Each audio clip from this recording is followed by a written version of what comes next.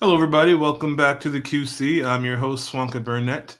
Be right back after a word from our friends. This is Luke Goss, and this is one of my favorite places to check out all things movie. Check it out. This is the QC. Hey, this is Nick Smith. You're watching the QC, the best in entertainment, reviews, and more. This is the way. This is the way. This is the way.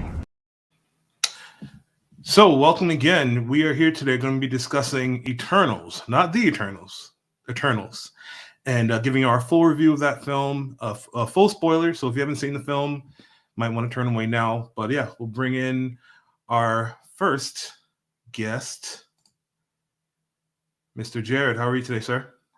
Doing well, Swank. How are you? Doing good, doing good. And Jordan, of course.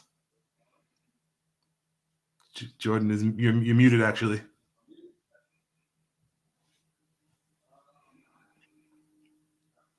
Let him take. Still no audio. I will let you work on that while I bring in our third guest, Avery Dox, author of the Schema trilogy, available now on Amazon and wherever books are sold. What's up, everybody? Nice to see you guys. So, Dox, how are you? Good. Good. Let's check and see if Jordan has his audio sorted out. You guys can hear me? Yes. All right, cool. We are good. Awesome. We are good. Good stuff. How's everybody doing today? Doing well. Yeah, doing real well. Doing good. Happy holidays. Are we saying that? Are we saying that yet? We're close. We're close. I guess. Yeah, It's after right Halloween, there. so I guess it's all fair game now. Yeah. I mean, it's middle of November. I mean, if you're not going to say it now, when are you going to say it, right? Yeah. After Thanksgiving? I don't know the rules, man. Yes. But Thanksgiving is one of the holidays, so I'm trying to Yes. lead up to it, right? I don't know. Whoever floats your boat. Right. Cool. All right. So, Eternals. What do you guys got? Overall review impression. What do you think? You know, going into Eternals, I told Jared that I'm gonna have my expectations really low because everyone was kind of dogging on it. I'm like, if I keep my expectations low and I go in and it's already pretty good, then I'll like it even more. And that's kind of exactly what happened. I thought that it was not the worst Marvel movie ever, MCU movie, not even close. For me personally, it's definitely low tier, but I still enjoyed it more than I was anticipating because I thought it was going to be worse. And people said it was really messy. I thought it was kind of messy, but I still enjoyed it. So overall, solid 6.5 out of 10. You know, well, I would recommend to see it still. So Okay. Jared? Yeah, I resonate with that review. It's not the worst, but it's for sure bottom 10%, bottom 20. It's where if we're at 20, I'm not counting, so we're like a Marvel movie 27 or something like that. It's definitely down there in the 20s. But overall, I'd still recommend it. There's some execution flaws, which I'm sure we're gonna go over. But yeah, overall, it's an okay movie. I'm much more excited for Spider-Man. I think that will be far more exciting. It's something.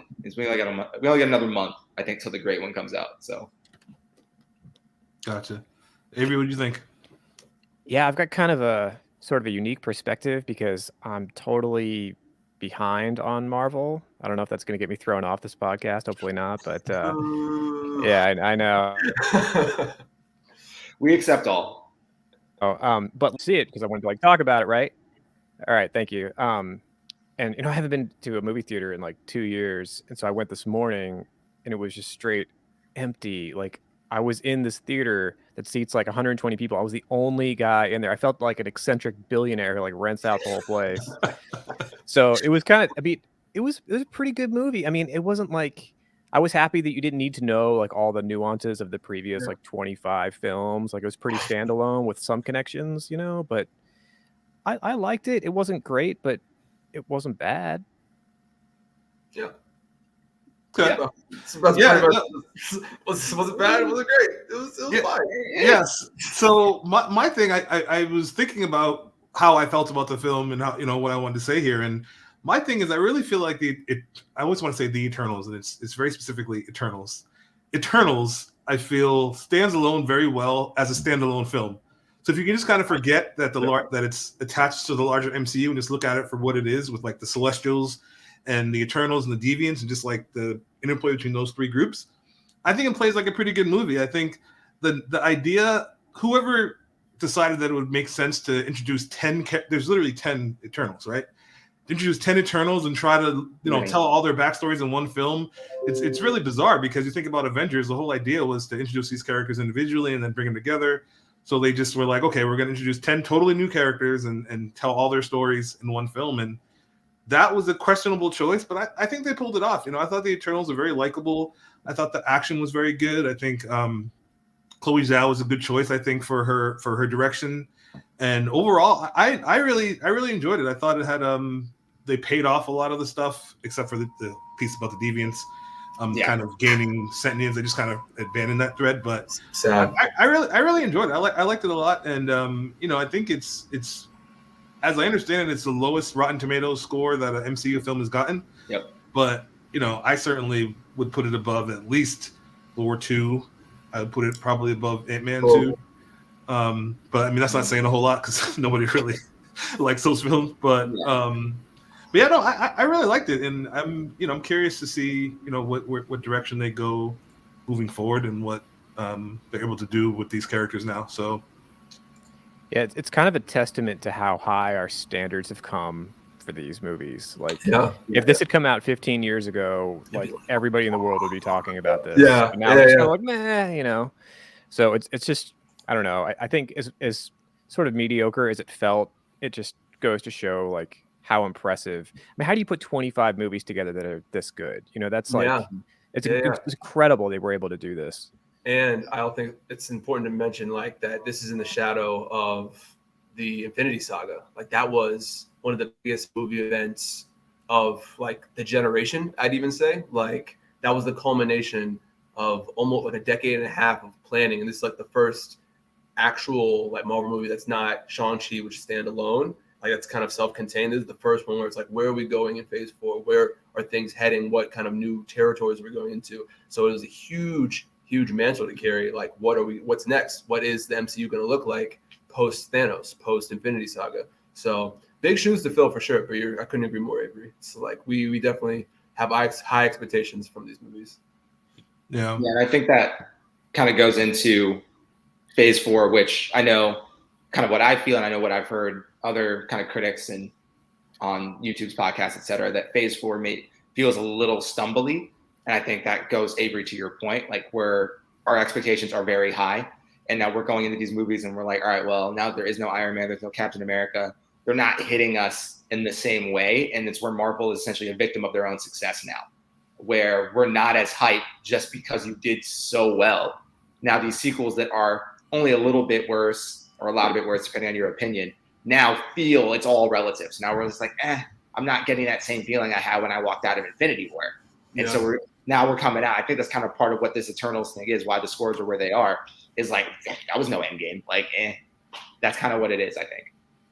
Yeah, and I think outside of Spider-Man, I feel like they've kind of gone a very experimental route with Phase 4. If you think about Shang-Chi, it's just they don't historically have, or it's the first MCU film with the Asian lead and with the focus on kind of like specifically on martial arts. So that was kind of a different approach, right? And then you think about a Black Widow being a film with it starring a character who is deceased and it being a prequel. That's the first one, I think, right? The first MCU film starring a character that is no longer alive in the MCU. So they've kind of got a weird route with this phase compared to certainly phase 1 or 2 where they're really just like each film just kind of stands alone and is really just like stands alone, but also is tied very much into what's happening next. Whereas, I mean, I didn't see any obvious connections between Black Widow and Shang-Chi and Eternals, right? I mean, they just kind of feel like phase 4 films that don't really tie into one another. Whereas in other phases, I feel like a little bit more continuity between each film, right? So, yeah. I think it's a reasonable criticism though that they hit us with like 10 characters. Yeah. Like, okay, like there's this kind of vacuum. Like we had a deep dive into Tony Stark and like we knew him, like he was like there was a character who was very relatable that we like had, and then instead of giving like replacing like deep dive characters, they kind of gave us an ensemble that I found it kind of hard to really care about right off the bat, to be quite honest. Yeah. And I don't know, if we want to sit here and be like snobby, be like, I don't know if that was a good creative choice, like, I mean, it's hard to say, but, and I know they have to also honor like the source material too, to some degree, but I don't know. I found it harder to like connect with that many cast members staring at me the whole time. Yeah, no. But then again, in the same vein, do we want another origin story movie? Another by the book MCU origin story movie? Like, I feel like if you do that, it's almost like you're gonna get flack for being formulaic and having done the same thing that we've seen dozens of times in both universes. So I feel like it's a balance you got to find at this point to really remain original, be faithful to the source material, tell the good story, tell a story, and still sell a lot of tickets and get commercial and critical success. Like, it's a lot of boxes you got to check off. So I feel like Guardians is the example of how to do that well, though. Yes. Guardians is where Marvel said we're going to reach down to a property that very few people know about. We're going to pull out 5-ish characters. We're still going to make them fun. It's a team. It's not a complete single origin story, but it gave you enough of new, while also, I think, bringing in that perspective that wasn't the same as like, oh, it's just a deep dive into Thor or Hulk or something like that. So I think that's what I wanted Eternals to be, and it didn't quite live up to the snuff, mostly because I think they doubled the characters. I think that's a big part of why that happened. So I completely agree there. Gotcha. So as far as there being 10 Eternals in the film, was there a certain Eternal that stood out for you guys that you enjoyed the most, who's that you thought had a particularly good arc or stood out for any particular reason? Yes, for sure. I mean, I feel like everyone's gonna say Kingo is their favorite. I feel like Kingo is just is by far the funnest Eternal. Like, whenever he's on screen, I'm like, okay, cool. Kingo's here. I'm sure I'm gonna get a laugh of some kind. So Kingo's definitely up there just in terms of like comic relief. But I think my favorite was Druig. I really, really liked Druig because I feel like I wish they almost explored more of the questions and more of the confliction he was having with like, we don't interfere. He was like, this isn't war, this is genocide, and we can stop that. When they were the sacking of Chichen Itza, I believe, in Mexico. Like, I love that. I love how he was like, I could just stop them. I could tell them what to do.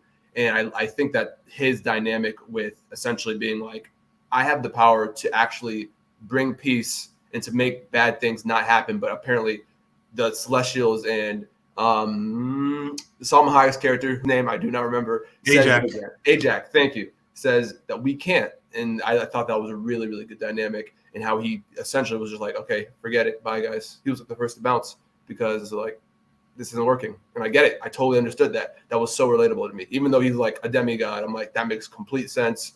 I love the questions you're asking.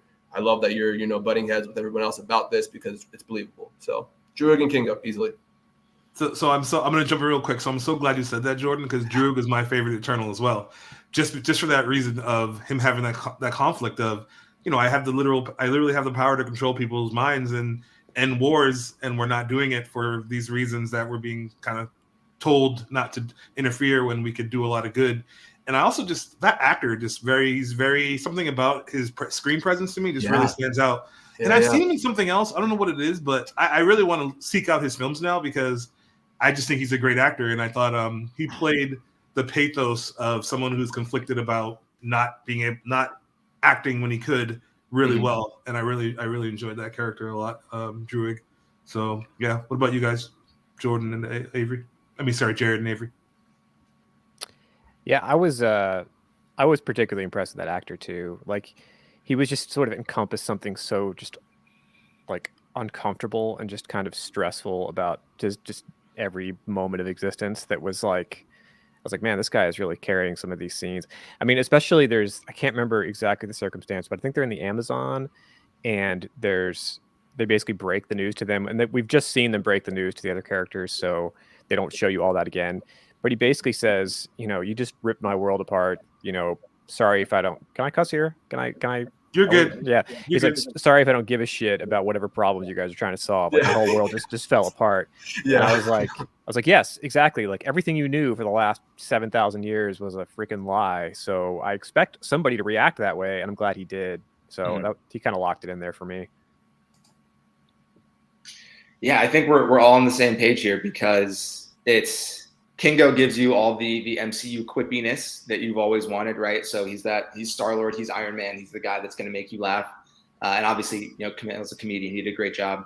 I think Druig was the most poignant in the kind of grounding it, because Eternals it's a more serious tone overall. It does bounce, like it kind of, we're trying to inject comedy because we're an MCU movie, but I think Chloe was clearly going for a bit of a darker, weightier feel to this film. And I think Druig matched that perfectly in regards to, the kind of the age-old Spider-Man question of, great power, great responsibility. Like, hey, why can't I just stop all of it? Even though we have some directive, they haven't told us why, but I can't. So I think Druig and Kingo were for two kind of different reasons. I think they were kind of polar opposites, and maybe that's why they were our favorites. I think, some of the other ones did fall flat. I think there's a lot of Eternals that didn't really get that much screen time, again, because there were so many of them. So I feel like there's really not that many choices to go off of. Like Makari gets almost no play at all. Fastos gets a little bit, but, I think a lot of the other Eternals, they don't. Cersei didn't really do it for me, so I'm going to have to go with the same answers probably of Kingo and Druig. So we're all on the same page. I wanted to be contrarian, but it's just what it is. Sure. What about your least favorite? Oh, that's right. Dude, Sprite. Yeah, I'm gonna go Sprite too, just because, and I heard somebody else. I was watching somebody else's reaction to the Eternals film, and they're saying if you are a Celestial and you're creating the Eternals, right? Why would you put one in the body of a child? You know what I mean? Just what's the benefit of that? So it just doesn't really make a whole lot of sense to do that one, and then also to have her long to become an adult when she's going to live forever in the body of this child. So it just seems kind of strange to make that decision. Cool. And then she just kind of seemed like a brat too, a little bit, like, so she kind of reminded me of Interview with the Vampire, Kirsten Dunst's character, where Kirsten Dunst is a vampire, but she's like, at the time she was, I don't know, like 10 years old, I think, right? Or 10, 11 and 12, something like that. Young. And she's never going to age. And then she finds out that, that means she can't ever, have children or do the things that adults do. And she's all upset about it. So it kind of reminded me of that. But yeah, Sprite to me and then the fact that she just kind of literally backstabbed the Eternals, at the very end. And then it was no consequences. 12 minutes later, no consequences. It's just like, oh, it's all good. Who cares if you just tried to murder all of us just because you had a crush on this dude for all time who doesn't care about you? Yeah, like you're in a 12-year-old's body. You're not 12 years old. You're like 7,000 years old. I don't understand. They just completely glossed. I didn't like that. They just completely glossed over the fact that she turned off the entire team. Right. Icarus flies off into the sun because I guess he has to. He's Icarus. And then his dad's going to the sun. Cool. Here's the power to become human. Completely ex machina. Right. Right. Yeah. Yeah. It's all good and hunky dory again. Like. I also thought that if we're kind of getting into that territory of the film, so they just wrote Kingo out of the big climax. Not in the last act at all. He's just like, yeah, I kind of have a conflict about this, so I'm out. And then he comes back, but still is kind of involved. And I was like, all right, I'm a little bit lost here. Yeah. We could be here a while. I feel like nitpicking the inconsistency. Yeah, you could definitely. There's a lot. There are a lot. There are a lot. Yeah, and then also, did you guys notice at one point? Cersei's character, I guess she can't affect she can only change things that are inanimate. Well, basically, at one point she is able to turn one of the deviants into a tree, right? Yeah. And then she's like, "Oh, I never was able to do that before," but they never really. Did they ever They never explain why. She just can. Yeah, they just. It's like it's almost like Mortal Kombat when they get their power. It's like it comes when you need it. Right. Yeah. whatever the story needs me to do, able to do, I can do. Requires. So. I thought for sure that scene where she's fighting with this thing, and then she goes into a bath of water, and then they show you this awesome effect, and I'm thinking, she must have turned it to ice and cut the thing. I thought that's what the plan was there for that scene. It was going to shred it up with ice, and then it just becomes a tree. And I was like, oh, that's cool too. I don't really know the significance of her creating trees, but it looks cool. I mean, it was kind of like it's sort of a popcorn movie that you just have to kind of chew and enjoy it and not really think too hard, I guess. Precisely. Yep, exactly. Gotcha. Ajax fell real flat for me too, to be honest. Like she's like barely in the movie. 20 minutes. Like Salma Hayek, I'm sure they paid her well, billing wise, but like first thing, she's the leader of the team with the worst power. The worst one. Just sorry, like as much as we all need a white mage in a Final Fantasy game, like why is that the leader of your millennia old team? And then secondly, like you don't really see her leading, or like there's no real reason. Like she commands their respect, but you don't understand why she was chosen. And then Icarus just kind of kills her, which she saw coming, and then she can't fight because she has no powers. So she just gets easily destroyed by deviants and is using a shotgun because her power is ridiculous. Like I didn't understand why she kind of didn't even need to be there. Like she kind of, in this, she needed to tell Cersei about the fact that they were farming humans, but like other than that, she was kind of useless. So she fell really flat for me too.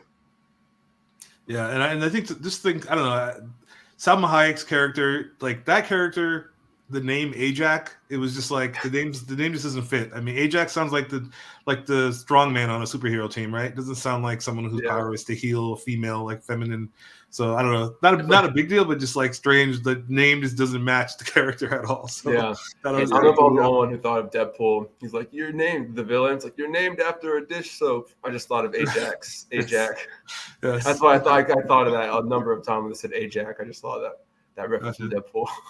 It almost seemed like the more recognizable the name, the less lines, like the fewer lines they had, the less screen time they had. They were like, oh, we got Angelina Jolie. She's actually says like 25 things. And like, oh, we got Salma Hayek, but she's like, she's kind of useless. And it's like Kit Harington. I mean, he was good when he was in there, but he wasn't really in it, So it's like all these names that kind of get you, I guess, to buy the ticket, and then they don't really do anything in the movie. Yeah, we talked about that coming out. It was like clearly you guys wanted star power to bring this forward, but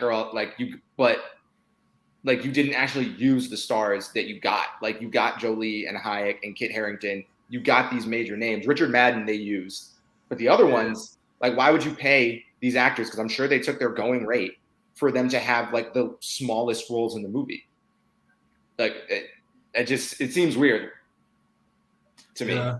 No, I totally agree. What did you guys think of Chloe Zhao's direction and just overall her choice to lead the film? So I thought that this is where I feel the movie shines the most is when it comes to just how it looks, whether that be the composition, cinematography, or the CG. All of them, I think, taken as a whole, is kind of a slam dunk when it comes to how it looks. Like you said, when you were doing your intro, I thought that the action was surprisingly good, like impactful. Like whenever Gilgamesh punches something, I'm like, just punch something again because it feels and looks so good. Don't stop punching things. So like I was really impressed with, from the technical standpoint. Absolutely, the movie was definitely what kind of held it up, and so many iconic, I feel like iconic or really the imagery. Like for instance, one of my favorite shots of the entire movie is when you see all of Ashiram. When you see him, when he's holding them, when he comes and takes them, you see all of him, like his whole entire body right next to Earth. And then he just black holes away. He just warps away. I'm like, that looked so, like, I saw that. I'm like, that looked awesome. That looked so cool with him just being in space, floating next to Earth. So there were a lot of cool moments in the movie, I feel like. And them stopping I forget the name of the newest Celestial that was being born, like freezing him in place. And like, it just looked beautiful. The movie looked really good. So definitely the high point. What do you guys think of the length? It's long. It's long. It's long. It only felt long at the very end to me.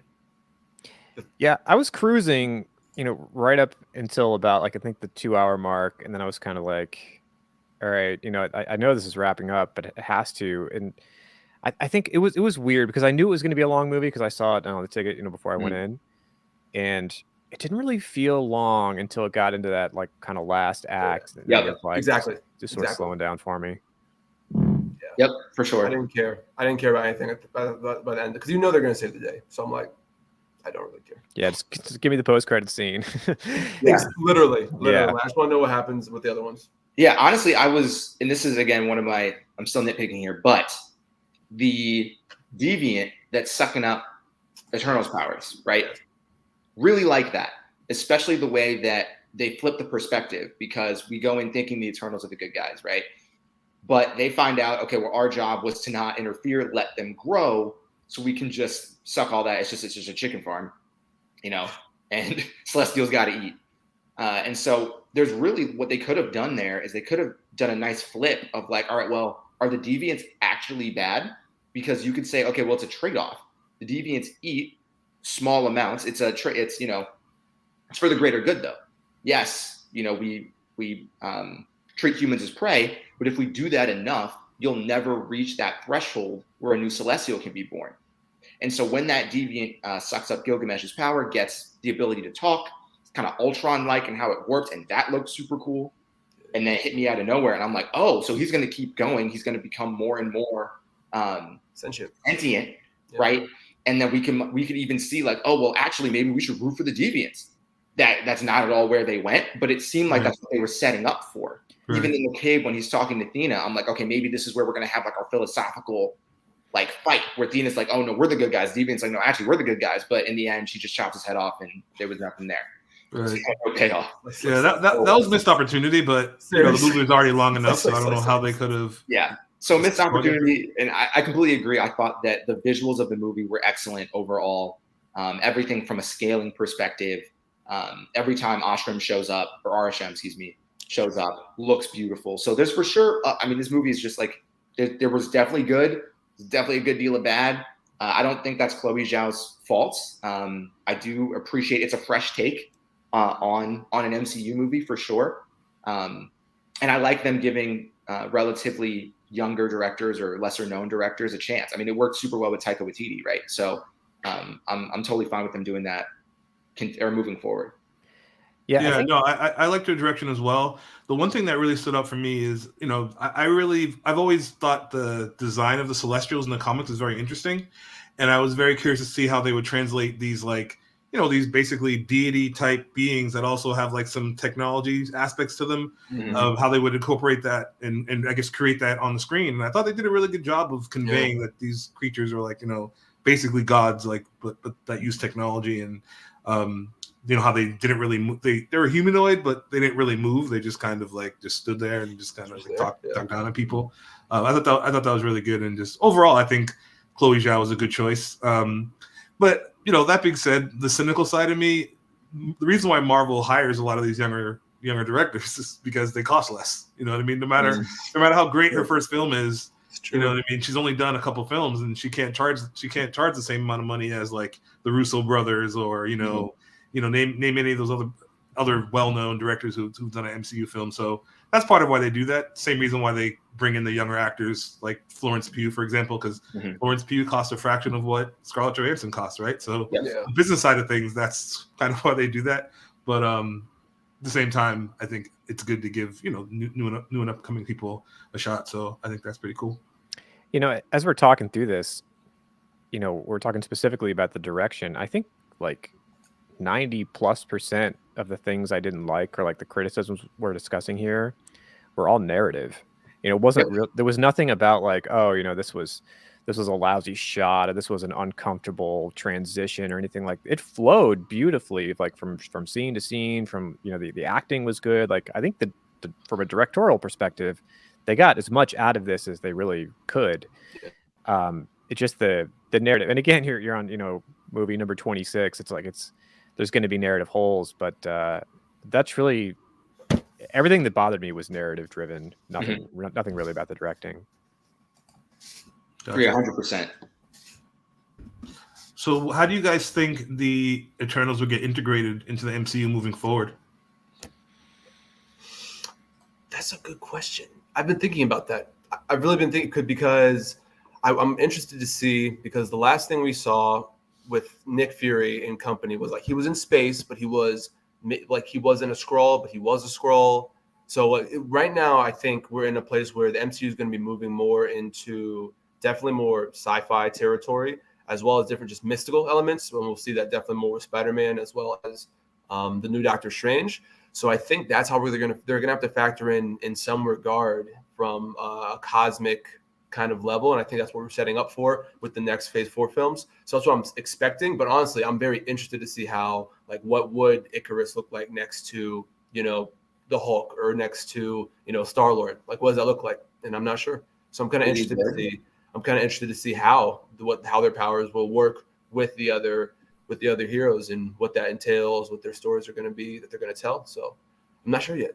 And that's the exciting part. That's why we keep watching, honestly, these movies, is to just continue the overarching narrative of all the characters is why we continue to watch these, I feel like.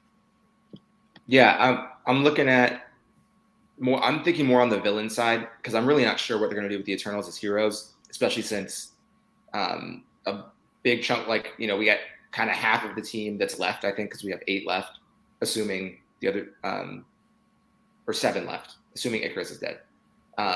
Half got scooped, half were just in space and get to hang out with Harry Styles, and we'll figure out what that means. So for me, what I thought was more interesting, at least from a theory crafting perspective, is how we use the villains, right? So we know, based on Loki, that Kang's going to be a huge part of Phase 4/5 as a villain, a multiversal villain, which I'm very excited for. But you would have to think Arisham's going to have to play into that somehow. I'm not saying simultaneously, and they have to connect them as villains they have to fight at the same time. But you would think if Arisham's like, yo, I don't like the fact that y'all put my guy to sleep, I'm going to have to fix that.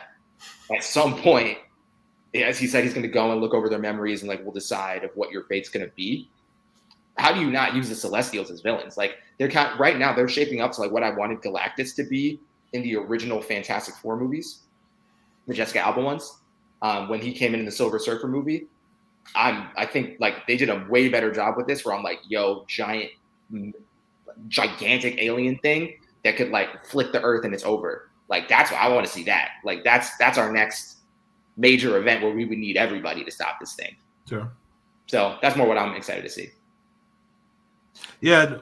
Go ahead, Avery. I was just gonna say, you know, it kind of seems like it's almost like they intentionally left a lot of hanging threads out there so they could kind of take it whatever, Yeah. a couple of different ways, because, like, really none of their fates are determined with a whole lot of certainty. So I mean, Icarus may be dead, may not be dead, we don't know. I mean, the characters are all kind of, I mean, there's some of them are together, some of them are sort of scattered, but I mean, they can go like 100 different directions, and that's probably pretty smart on their part, as they're trying to continue to, like, keep this business going and, like, craft future movies, and they have a lot of options left, it seems like.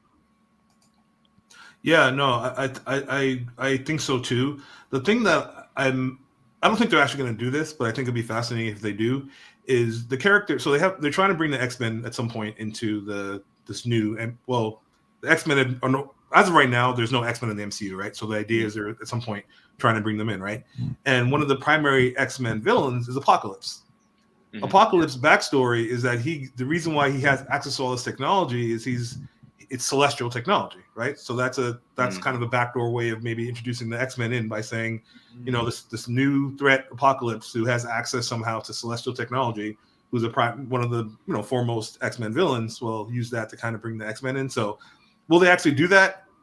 Highly doubtful, but the Celestials, it would make sense narrative wise, as far as, like, you know, one thing we do know with Kevin Feige is that almost every story they do, whether it be on the shows with WandaVision in the movies, is they take stories from the comics and they interpret them pretty closely to what happens in the comics. You know, they don't really deviate too much.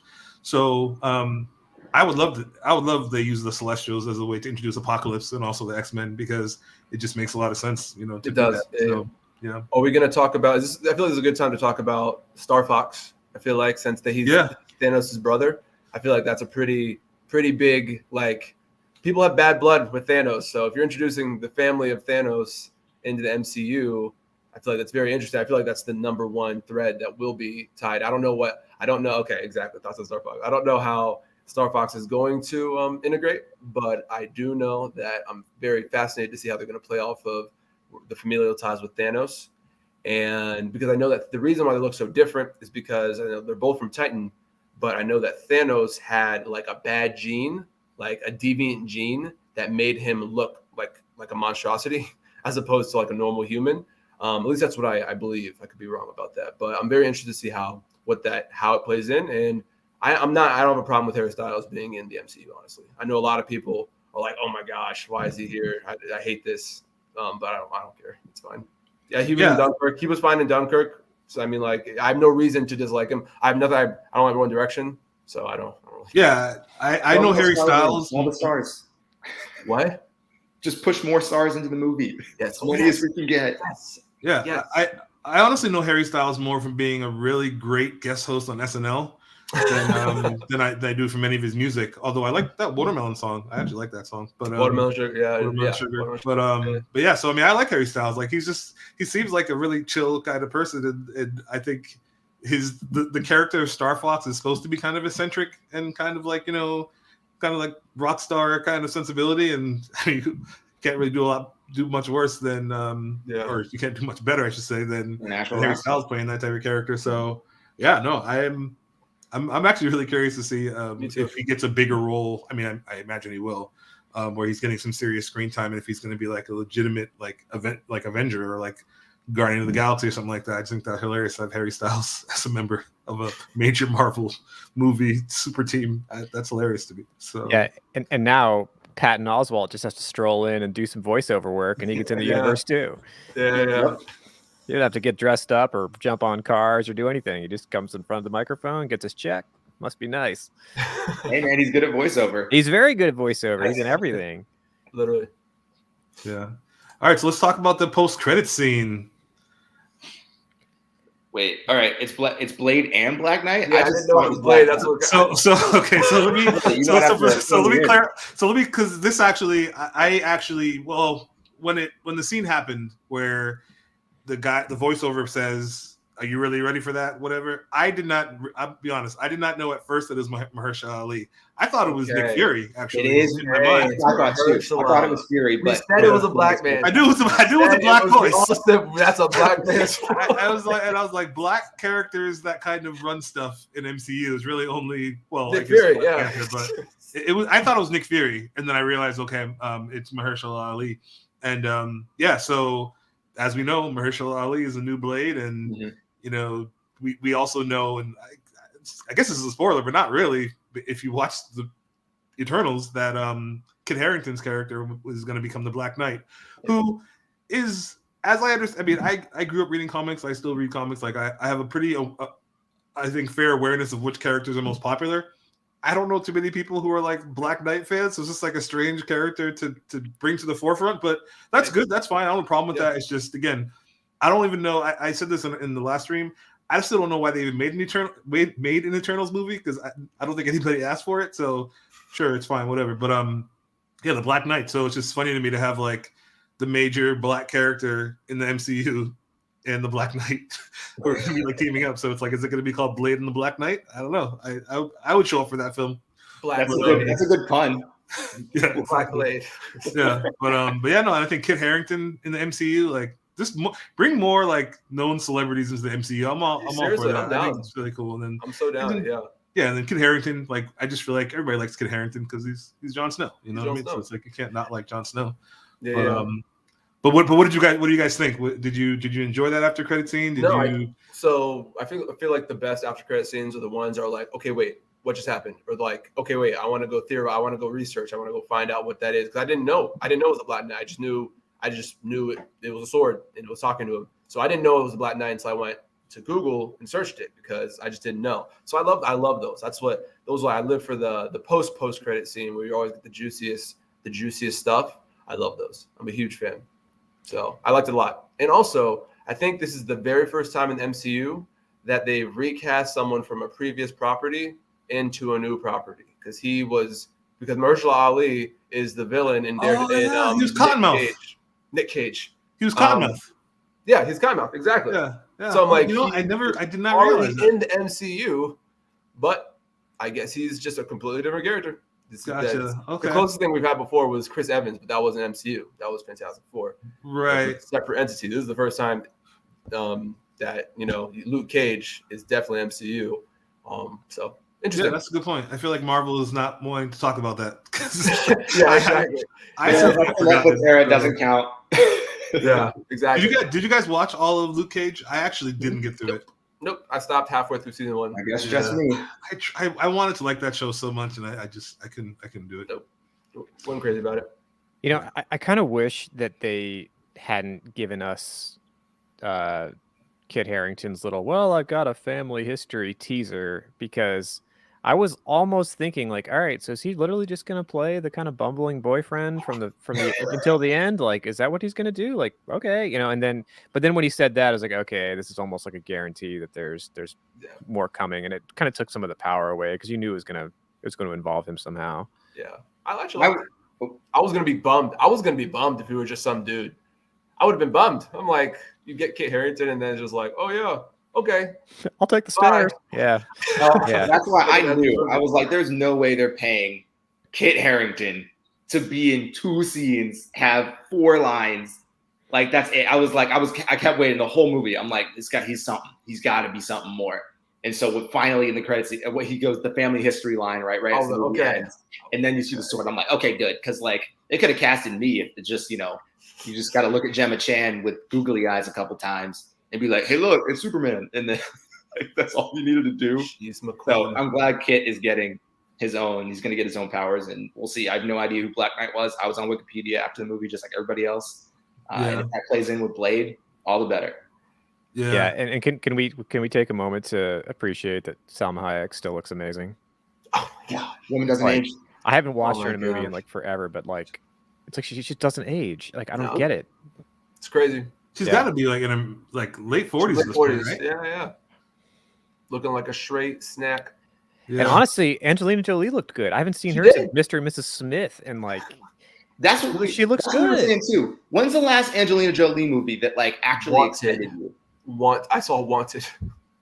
I liked For a Wanted. while, but that was like Yeah, 08. Wanted was good. Wanted was yeah, I was good. gonna That say was a good movie. that's like 14 years ago, like 13 Guys, that's a years long ago. time ago. She's just enjoying her millions and her Yeah. adopted 6 adopted kids from Africa, wherever. But also, like, I don't think I wasn't excited when I heard like Jolie in the movie when that was first announced. Like, that was the big news. Like, oh, it's gonna have Angelina Jolie, and I was like, I don't know if I care, because to No, be I was honest, happy. it hasn't been that relevant for me, or like of a draw, or gonna put me in a seat to see a movie in Right. a long time. And this movie did not change that, sadly.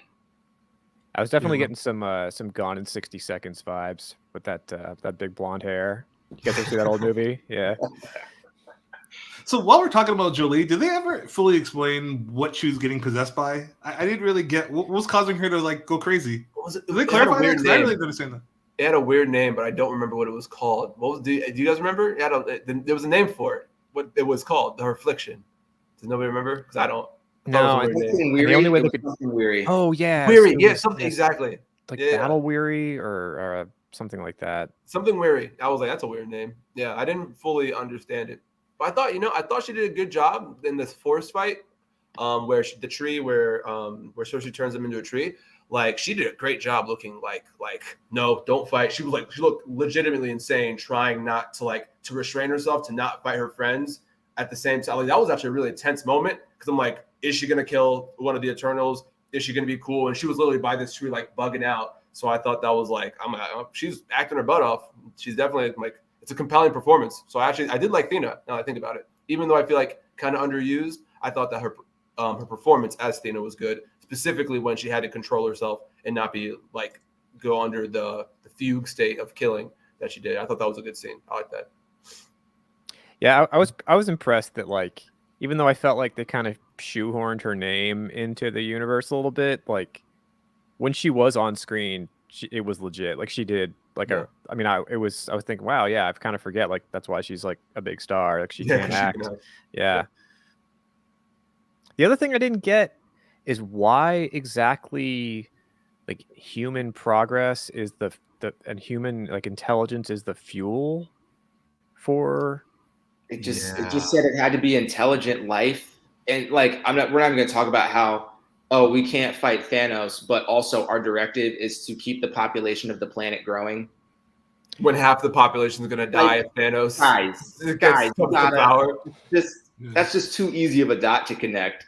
Of like, Yeah, so it just the rules on that seemed very weird as to Arbitrary. well, Phastos is allowed to create technology that turns into atom bombs. That's bad. That kills the population, right? So, but like Phastos decides on his own that he doesn't want to do it anymore. Like, there's a number of moments in the movie where it was like, this is conflicting of like you can't interfere, but also the end goal is create more humans. So like, why not? Wars kill people, so why can't Druig just mind control everyone to not murder everyone? Like, And just make insane amount of babies. Yeah, and they said that, well, you have to have the you have to have the war. Yeah.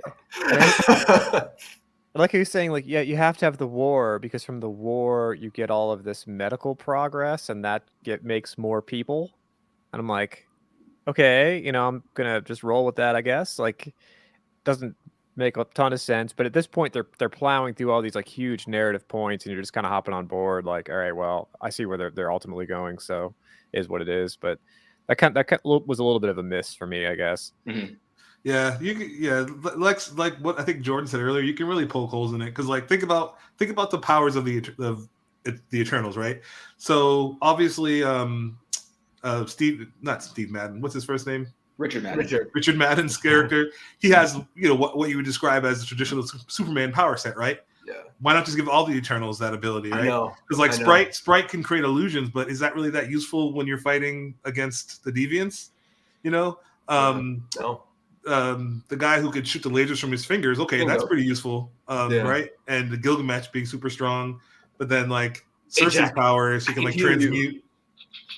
So it's like, is that super useful when fighting deviants, being able to transmute materials when you can have Superman's abilities? Why not just give, if you're the Celestials, why not just give them either all the abilities or just give them all the Superman abilities, right? If you're fighting deviants. And you could reason your way around that too. If it's like, no, well, we wanted you to be a team, right? Like we wanted you to rely on each other, but that's not a narrative the movie ever uses. Right. Like you could have said that. You could have been like, oh, well, that could have been addressed.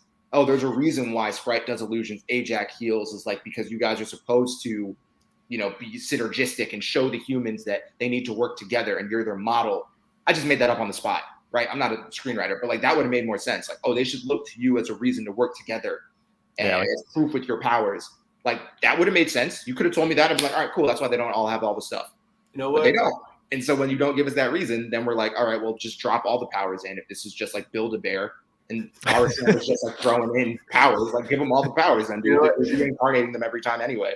I'm gonna just say, Jared, what you just said was canonical. That's in my mind is canonical. It makes it easy in my head. I'm just gonna pretend that that's exactly why they all have different powers because that made too much sense for it not to be. So I'm just gonna pretend that that's why.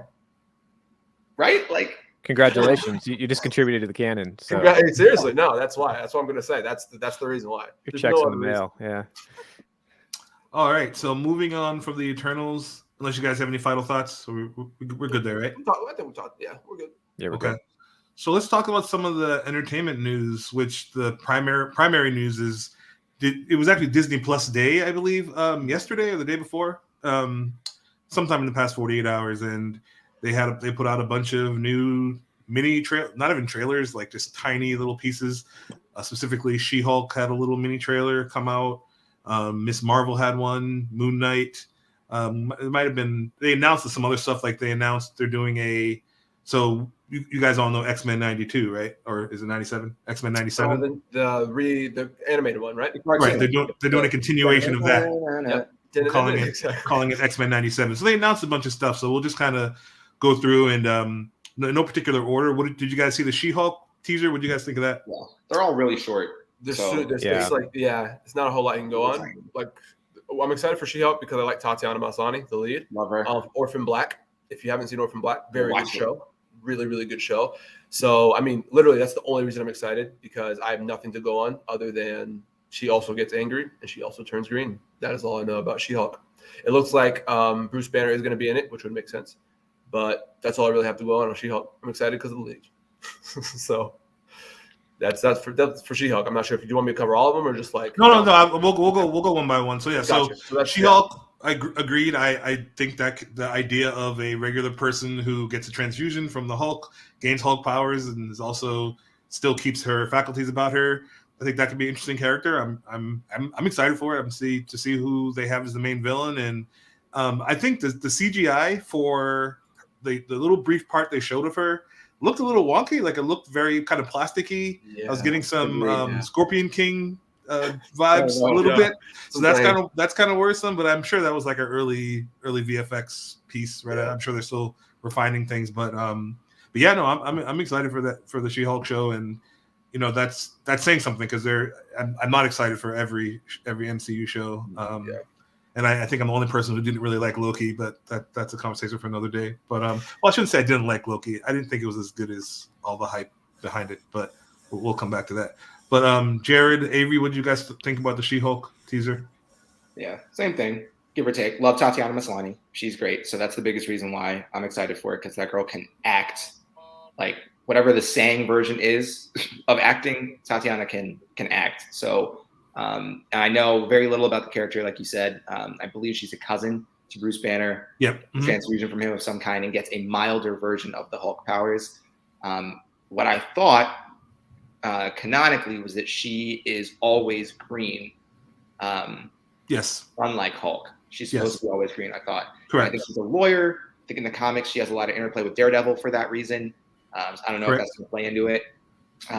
But yeah, I thought the logo they made was cool. So we'll see. I will definitely give it a shot when it comes out. That's kind of all I have to say. Did they didn't put a date on it, did they? No dates on any of these, I don't think. Oh, okay. Yeah. They're just kind of like very distant, 1-minute teasers, basically. Yeah, I think obviously we have Hawkeye coming out. I think that's the only thing that has a date. Everything else is still up in the air. Gotcha. Yeah, I don't really have much to add that you guys didn't already say. I mean, it's pretty short, looks pretty interesting.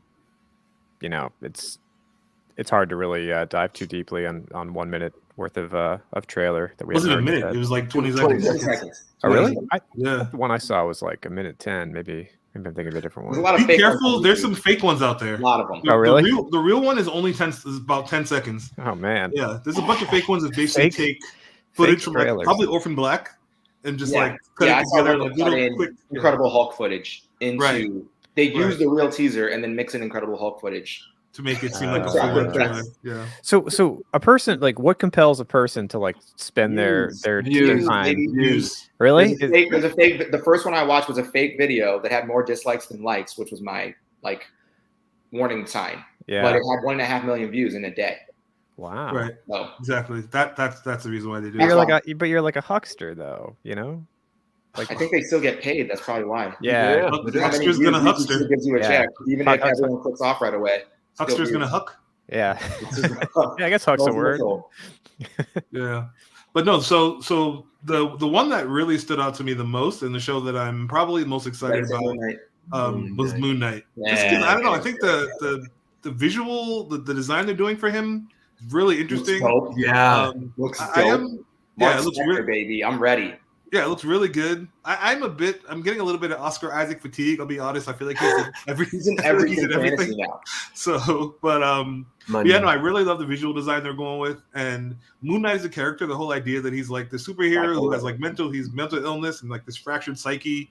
And he gets his powers from this like moon god. And like in the comics, they've done storylines where they're basically saying that the whole idea is that he might not even actually have any of these powers. He just believes that he does. So it's like if you believe you have them and you're able to be effective, then what's the difference? What's the difference, right? Yeah. What's the difference? Like, but yeah, no, I'm really excited. Like the character of Mark Spector, who by the way looks nothing like Oscar Isaac in the way he's drawn in the comics, but whatever, it doesn't matter. But I'm really excited for Moon Knight. I think basically Batman in white, with a lot of mental problems, which I think that's the part that's the most unique that we've never had in the universe, is like a truly like Tony, was super selfish, right? Everybody's had their flaws. Cap is good to a fault, right? So everybody's had their arcs. But with Moon Knight, you have a guy that's like legitimately insane, or maybe not insane is not the right word, but like has actual like scientifically mental issues, clinical, which I think has never been explored. And I think that's for them. I completely understand that, because for all the people in the world that struggle with that, which is millions, it gives them someone to look up to, because it transcends race and gender. Like everybody can have mental issues, and to show that there can be someone like you that still fights crime, whether he actually has powers or not. I think that's the most interesting. So Moon Knight for sure, my favorite. I think the best 20-second teaser that they created of it. I think he also has PTSD, right? If I remember correctly, he's a vet, Mark Spector. Don't quote me on this, but I think he's a vet who has PTSD. I think that's part of what goes into it too. So a lot of routes they can go with that, in my opinion there.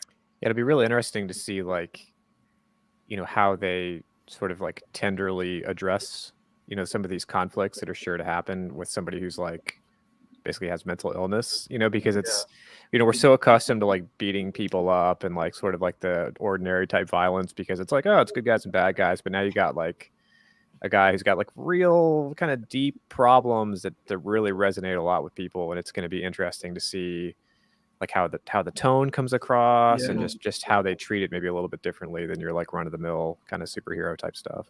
Yeah, that makes sense. Yeah, good stuff. Cool. Well, Jared, Jordan, thank you guys for hanging out. Appreciate your insight as always. Avery, thank you. Make sure you check out Avery on Amazon. The Schema trilogy is available now. I already Googled it. I Googled thanks. You got a 5-star review. Right on. Yes, Yeah, I'm trying to actually do like some promotion as opposed to just like sitting around refreshing the screen hoping that like the sales come. So yeah, no, I appreciate the support. I like to read, so I have added it to my list. Hey, and if there's anything that pisses you off, you can just like hit me up directly and be like, "Hey, why the hell did you do this to this character?" I could be like, "Oh, no, I'm legitimately gonna. I need to finish reading A Song of Ice and Fire, and then after that, I'm gonna hop on. All right, I'm reading that right now. I appreciate it. Right on. Well, yeah, thank you to everybody who hung in with us today and listened in. We appreciate you as always for all your entertainment needs and all kinds of geeky goodness. Keep it locked to the QC. thequickcritic.com. This is the way. Peace. Peace, you out. guys.